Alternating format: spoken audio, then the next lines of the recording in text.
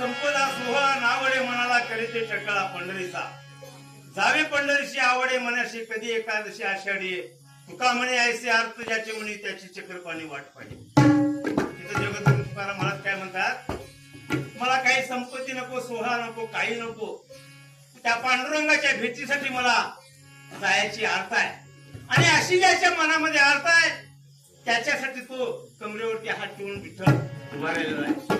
हा 2240 नंबरचा अभंग आहे बरं का, गाते म्हणला 2240 नंबरचा अभंग आहे। आणि 2241 चा पुढचा अभंग काय सांगितलेला आहे, पंढरीची वारी आहे माझ्या घरी आणि कर्ण करी तीर्थव्रत व्रत एकादशी करीन उपवासी गायन अर्धशी मुक्ती नाम नाम विठोबाचे घे नेहमी वाचे बीजे कल्पांचे तुका म्हणे।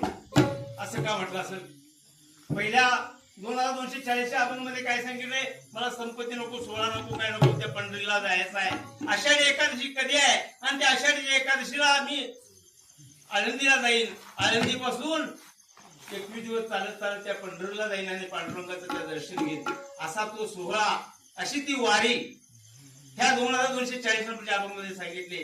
आणि 2241 अभंग मध्ये काय म्हणतात तुकाराम महाराज, पंढरीची वारी आहे माझी घरी आणि कर्ण करीत देतो तुम्ही मला त्या पंढरीला जायची गरज नाही। मग ती वारी कुठं आहे तर या देहामध्ये, ह्या घरामध्ये ती मला वारी करायची आहे। आता ती वारी कशी करायची त्यासाठी हैबती बुवांची कविता विलास पंढरी विषय, आणि या विषयामधली मी कविता 4 नंबरची सांगतोय महाराज। आणि स्वांभाने प्रगटला आत्मा